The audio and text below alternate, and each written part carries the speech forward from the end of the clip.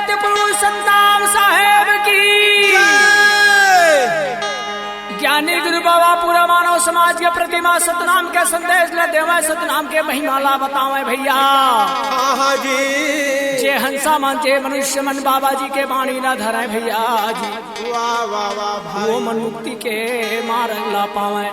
वाह और जे मन बाबा जी के रास्ता ला नहीं धरे, हाँ गुरु के वाणी ला नहीं सुने, हाँ तो वो कर प्रतिमा ज्ञानी गुरु बाबा का कथे। का कहे भाई, वहर जमाना वहर जमाना वहर जमाना संगी वहर जमाना।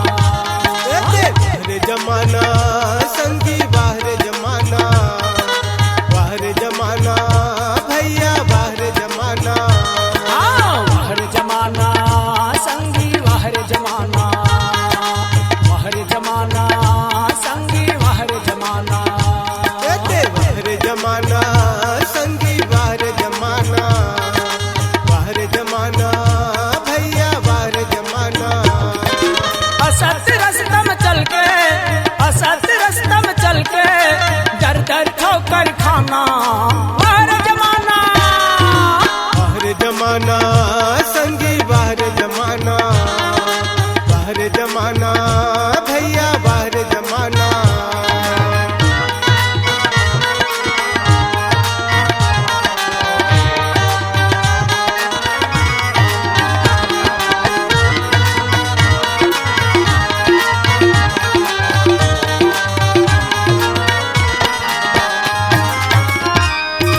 दूध बेचैया एक झन मन के घर घर मां चिल्लाते।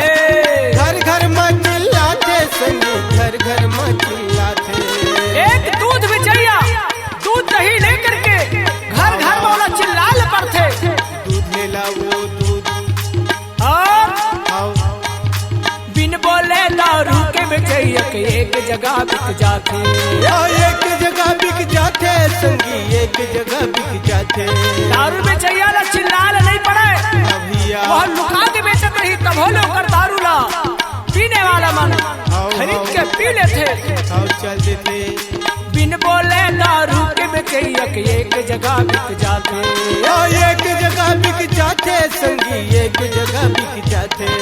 गोली दवाई माँ छूट मांगते, दूर दवाई माँ छूट मांगते, दारू लुटे खजाना बाहर जमाना।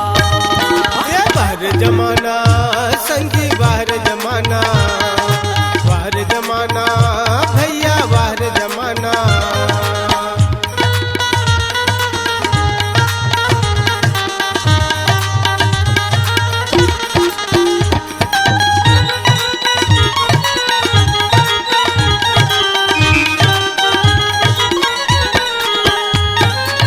आओ कागज है ज्ञानी गुरु बाबा जी। का के दिया पथरा के देवताला मंदिर में 56 भोग खवाते। 56 भोग खवाते भैया, 56 भोग खवाते। बेजान पत्थरला मंदिर में जाकर के देवताला हाँ हाँ 56 भोग खवाते, तेरा भोग लगाते। आओ भैया, और वही मंदिर के सामने माँ हाँ हाँ जिंदा इंसान आओ। भिखारी हाँ भीख मांगत पड़े रहते, लेकिन वाला भीख देने वाला कोई नहीं रहे। नहीं रहा जी। मंदिर के बाहर भिखारी तड़प तड़प मर जाते। ये तड़प तड़प मर जाते संगी, तड़प तड़प मर जाते। बाहर जमाना नहीं है ठिकाना, असत रास्ता में चल के वाह वाह दर वाह दर वाह। ठोकर खाना। हाँ भाई, जिंदल मारे मुर्दल माने, जिंदल मारे मुर्दल माने, ऐसन विधि विधाना बाहर जमाना। ये बाहर जमाना संगी, बाहर जमाना, बाहर जमाना भैया, बाहर जमाना।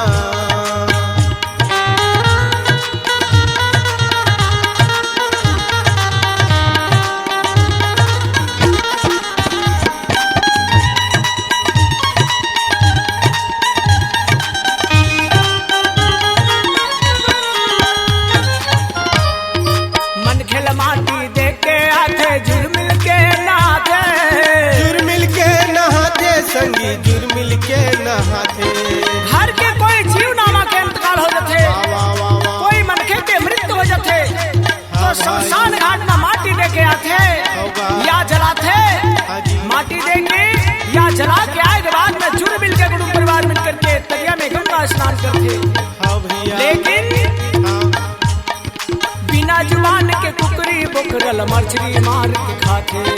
मछली ल मार के खाते संगी, मछली ल मार के खाते। कुकरी बोकरा भेड़वा वहु आ तो एक ठन जीव कहे ज्ञानी गुरु बाबा बोला मार के काबर खाते।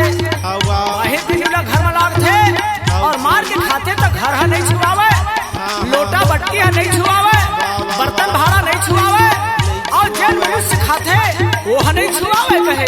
हाँ भैया बिना जुबान के कुकरी बोकरा मछली ल मार के खाते। मछली ल मार के खाते संगी, मछली ल मार के खाते। जन्मदिन में मोमबत्ती बुझाते, जन्मदिन में मोमबत्ती बुझाते, मुर्दम दिया जलाना बाहर जमाना। बाहर जमाना संगी, बाहर जमाना, बाहर जमाना भैया, बाहर जमाना। असत रस्तम चल के, असत रस्तम चल के, दर दर ठोकर खाना बाहर जमाना। बाहर जमाना संगी, बाहर जमाना, बाहर जमाना भैया, बाहर जमाना, बाहर जमाना भैया, बाहर जमाना, बाहर जमाना संगी, बाहर जमाना। ऐसे मानव समाज के चाल चलन ला देख करके ज्ञानी गुरु बाबा हाँ हाँ भाई संदेश देते देते देते देते बैतरनी नदिया के घाट में पहुंचे थे दिया।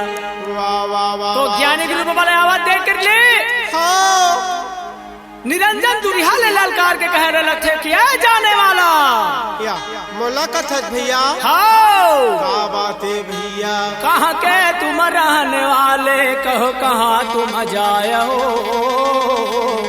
को न करन तुम जात हो, हमहु देहु बताया हो।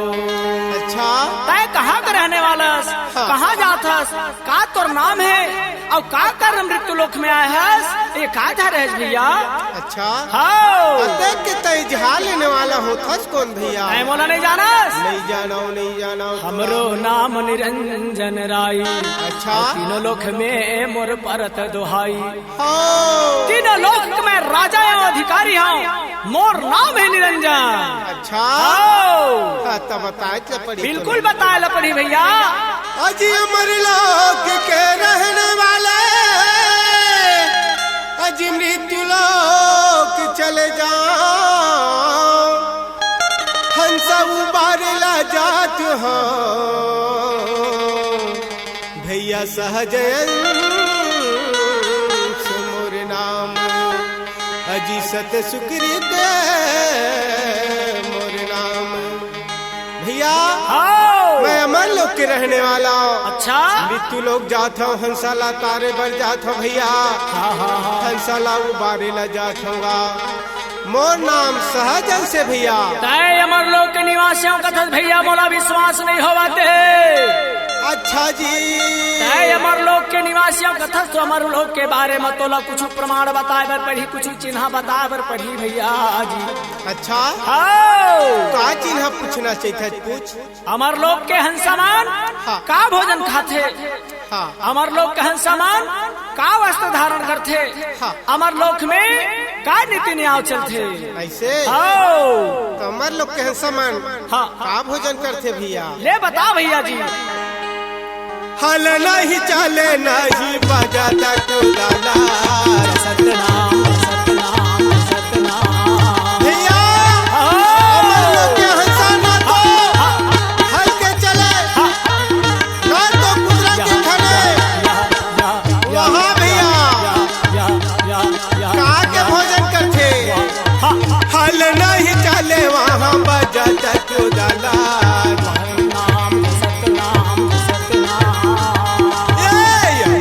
भोजन जहाँ करत यारा, अमृत भोजन जहाँ मिलत यारा, अमृत भोजन वहाँ करत यारा, अमृत भोजन वहाँ करत यारा।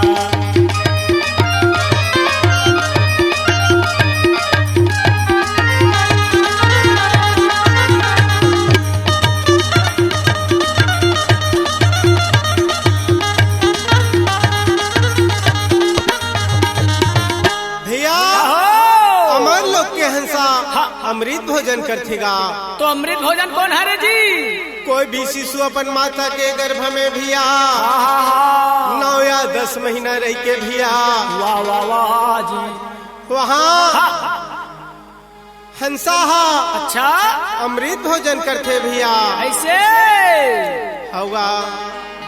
अब मोर दूसरा प्रश्न है भैया। का प्रश्न है भैया? अमर लोग के हंसा मन का वस्तु धारण करते तेहुला बता देते भैया, मोर प्रश्न के हल मिल जाती। ऐसे उपजे न तकुआ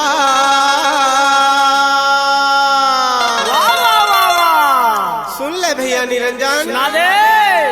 उपजे न तकुआ उपजन तकुआ बजे नहीं ताती बजे नहीं ताती जी उपजन तकुआ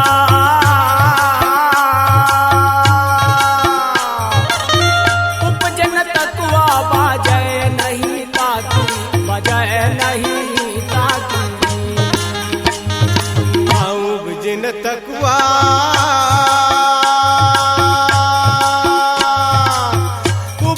तकुआ बजे नहीं ताती बजे नहीं ताती जी उपजन तकुआ उपजन तकुआ बजे नहीं ताती बजे नहीं ताती भैया। ना तो तकुआ के बुने ना तो मशीन के चले वहाँ वस्त्र मिला वहाँ का के वस्त्र मिलते अमर चीरे पहिरे बहु भाती पहिरे बहु भाती अमर चीरा पहिरे बहु भाती पहिरे बहु भाती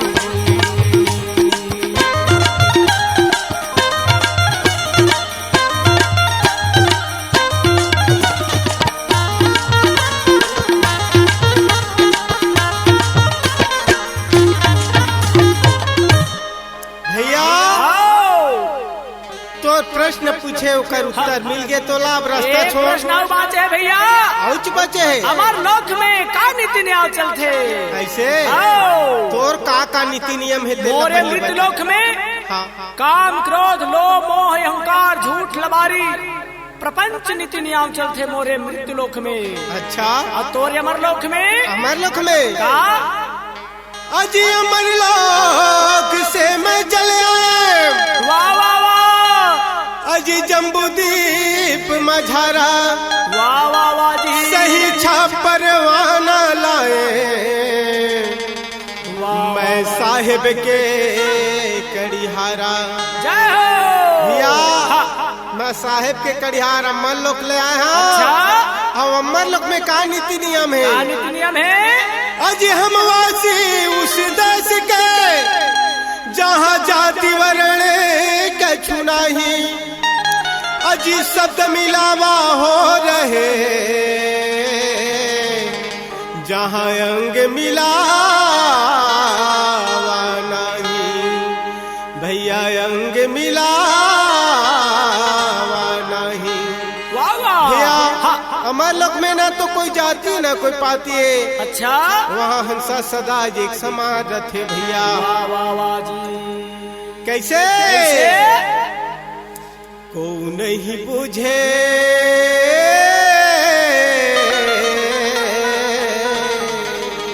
वाह वाह वाह को नहीं बुझे को नहीं बुझेगा भाई राख न रे सारे सतना नहीं बुझे को नहीं बुझेगा भाई मोरा करना रे साजय सतना भैया को नहीं बुझे को नहीं बुझेगा वहाँ राख न रे साज सतना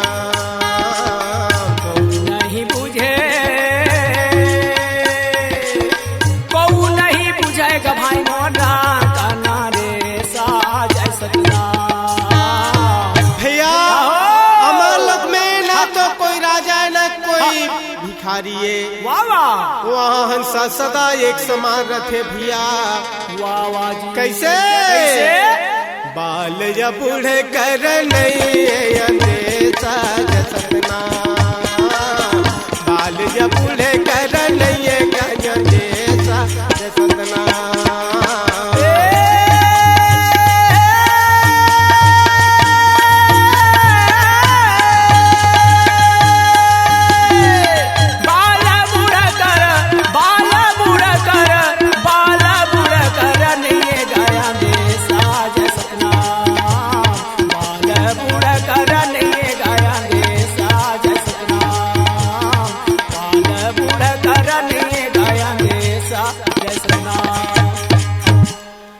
भैया हमारे लोग में न तो कोई बाला है न कोई बूढ़ा है भैया, न कोई जवान का।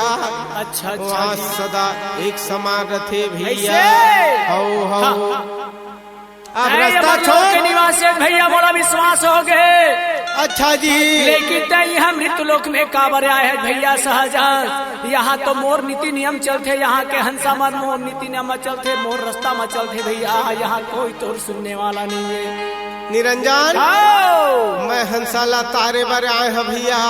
वाह वाह वाह। आज रास्ता छोड़ देवेगा, मैं मोला जाना है हंसा तय तारे कौन कौन बार। हंसाला तार में भैया?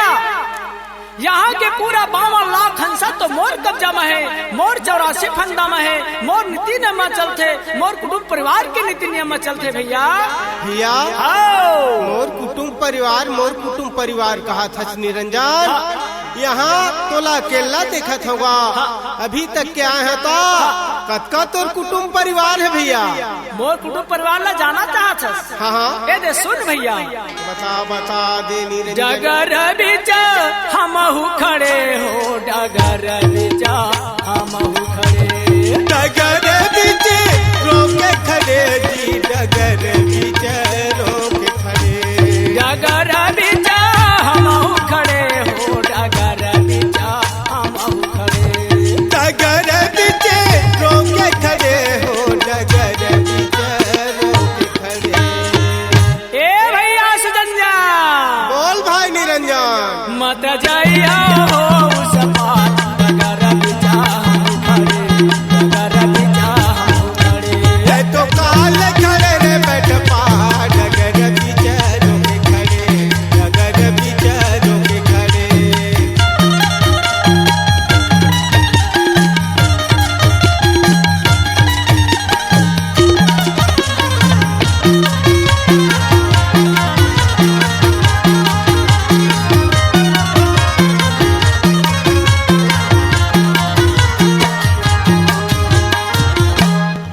ए दे सुन मोर कुटुंब परिवार के बारे में भैया।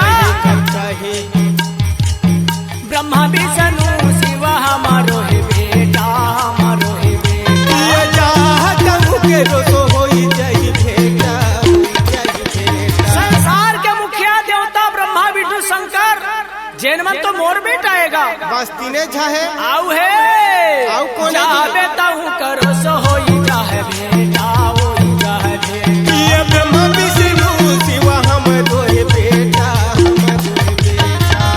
ओ कलंग जावे ता हाँ हाँ होई जाहे तो रवो करता करा, डगर बिचा हमहु खड़े, डगर बिचा हमहु खड़े। ये तो काल खड़े रे बैठ पा, डगर बीच रोके खड़े, डगर बीच रोके खड़े।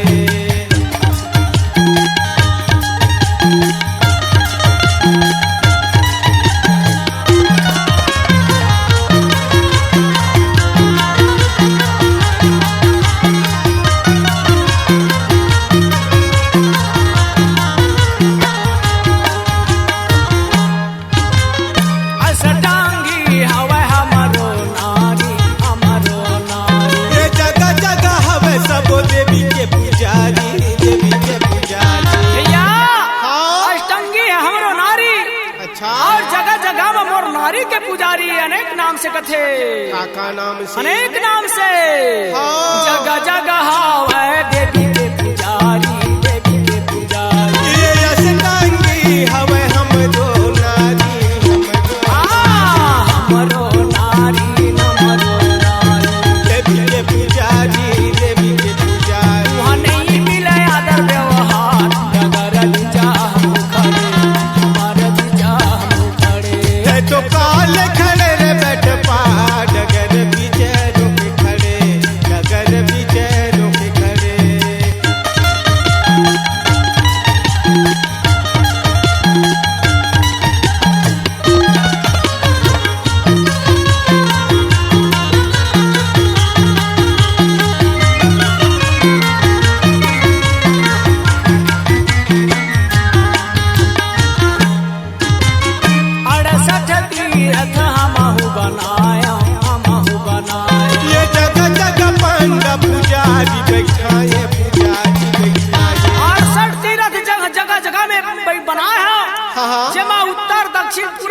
पश्चिम में 4 मुख्य मंदिर है।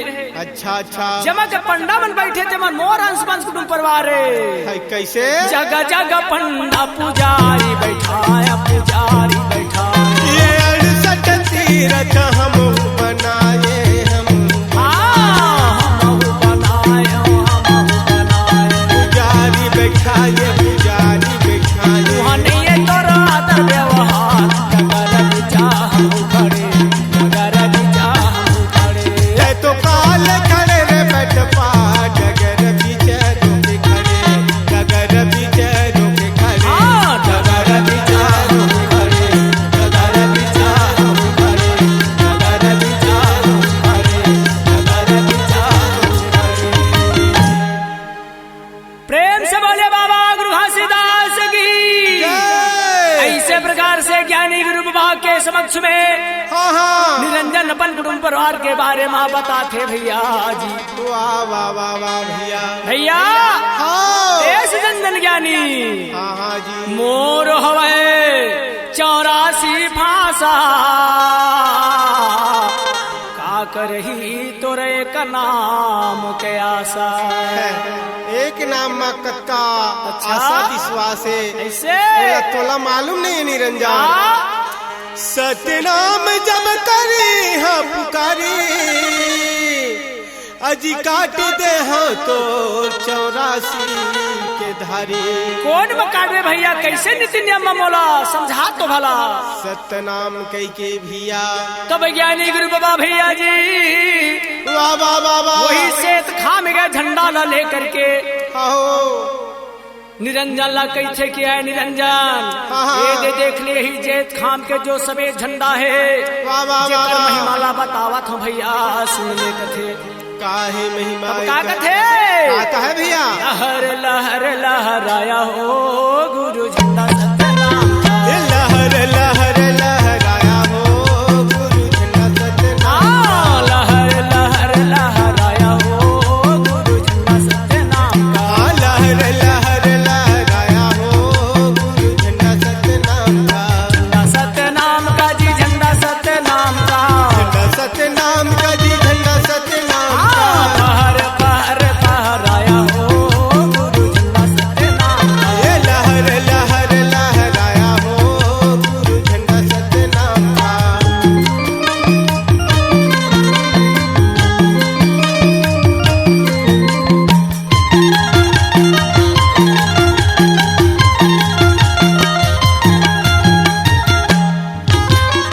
इस झंडे का सफेद रंग न्यारा, शांति का निशान बड़ा प्यारा, इस झंडे का निशान बड़ा प्यारा। शांति का निशान बड़ा प्यारा। निशान बड़ा प्यारा, निशान बड़ा प्यारा। सफेद रंग न्यारा, सफेद रंग न्यारा। प्रेम का पाठ पढ़ाया हो गुरु झंडा सतनाम का। ये लहर लहर लहराया हो गुरु झंडा सतनाम का। लहर लहर लहराया हो गुरु झंडा सतनाम का। पहर पहर पहराया हो गुरु झंडा सतनाम का।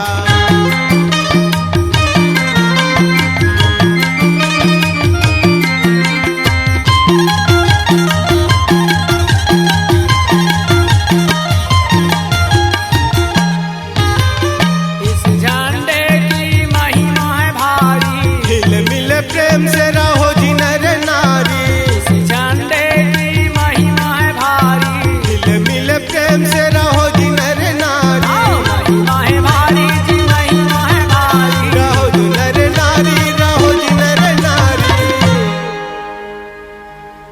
जग में मान बढ़ाया हो गुरु झंडा सतनाम का। ये लहर लहर लहराया हो गुरु झंडा सतनाम का। लहर लहर लहराया हो गुरु झंडा सतनाम का। ये पहर पहर पहराया हो गुरु झंडा सतनाम का।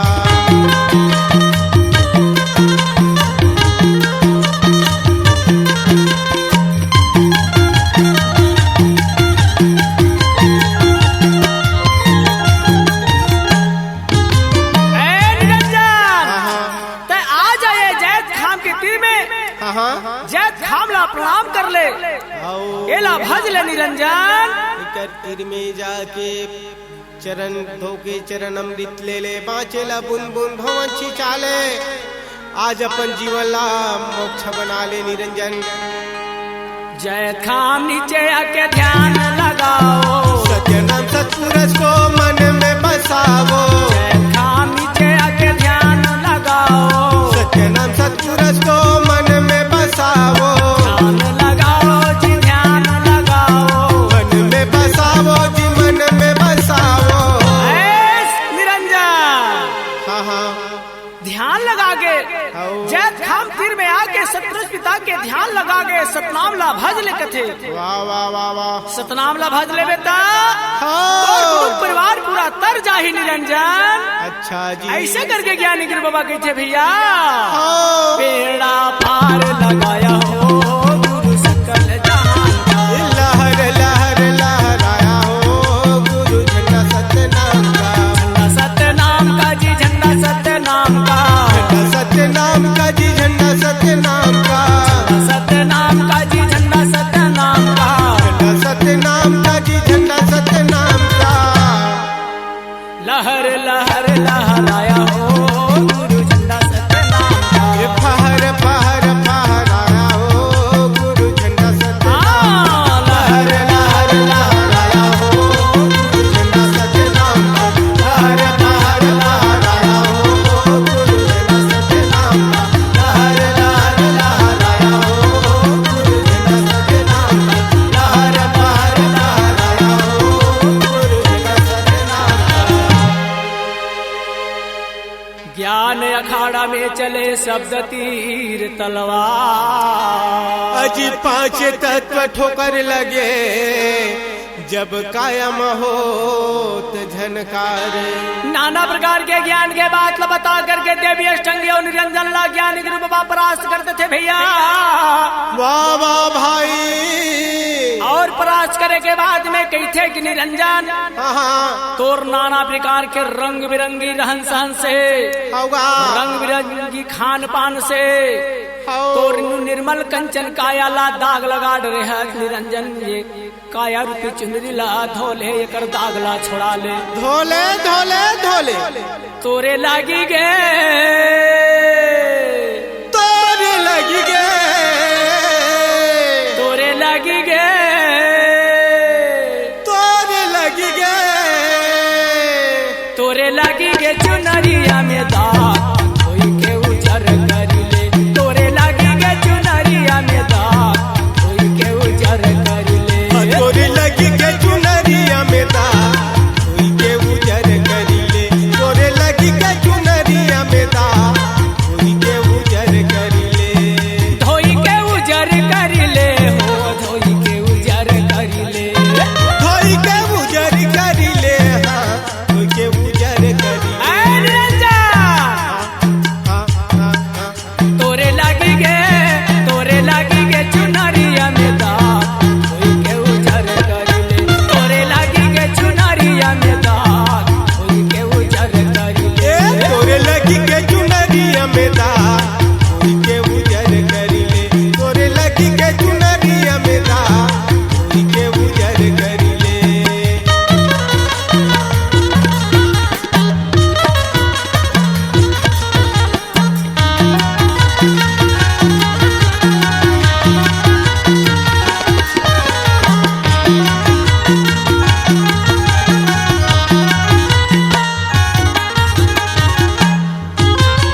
जिसे कर ढूंढिया में रच गे चुनरिया। कर धुंगिया में रच के चुनरिया। जिसे कर ढूंढिया में रच गे चुनरिया।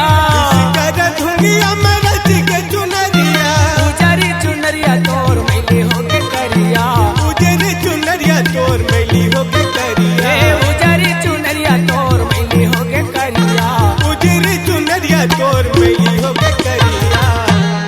जेला देखत माँ चेला देखत माँ। जेला छुअत माँ चेला छुअत माँ। जेला देखत माँ घृणा लग जाए कोई के उजर कर ले। जेला देखत माँ घृणा लग जाए कोई के उजर कर ले।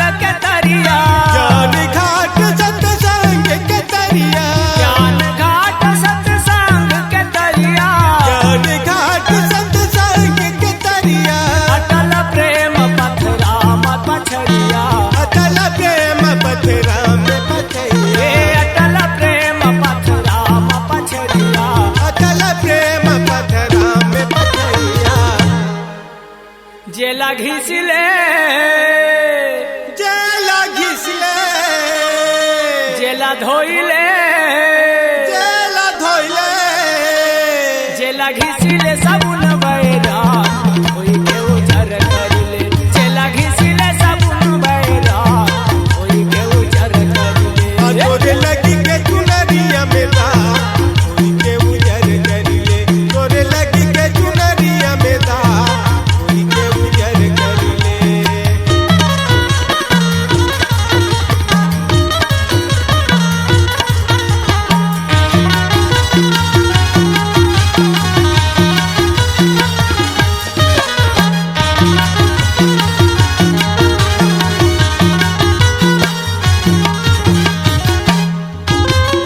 जो यह चुनरी के दाग छोड़ावे तो यह चुनरी के दाग छोड़ावे जो यह चुनरी के दाग छोड़ावे तो यह चुनरी के दाग छोड़ावे सतनाम ज्ञान के सुगंध उड़ावे सत्यनाम ज्ञान के सुगंध बुलावे वे सत्यनाम ज्ञान के सुगंध उड़ावे सत्यनाम ज्ञान के सुगंध बुलावे जे माँ कोयला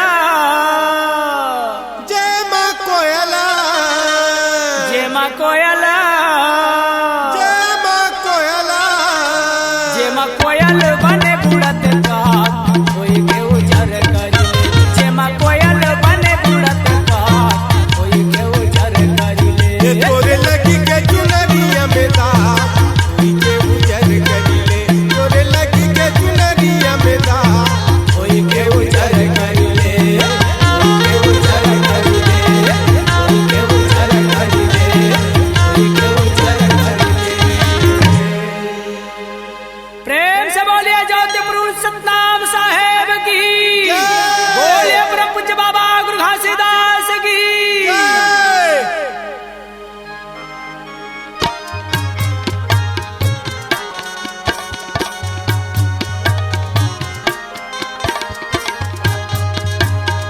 परम आदरणीय श्रोता समाज प्रातः स्मरणीय परम तपस्वी विश्व वंदनीय गुरु बाबा घासीदास जी के जीवन चरित्र गाथा ज्ञान गंगा के अपार सफलता के बाद द्वारका बर्मन द्वारा एसबी म्यूजिक कंपनी के माध्यम से सृष्टिकर्ता सतनाम पिता परम पूज्य बाबा गुरु घासीदास जी के ज्ञान गंगा सृष्टि मंगल चौका विस्तार नवा कैसे प्रस्तुत है तो आप मन ए सृष्टि मंगल चौका विस्तार ला सुना और सुन के अपन जीवन ला कृतार्थ बनावा जय Satnam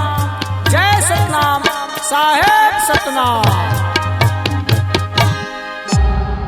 C-Log Digital Recording Studio, Cordoba. Contact number 99071192115.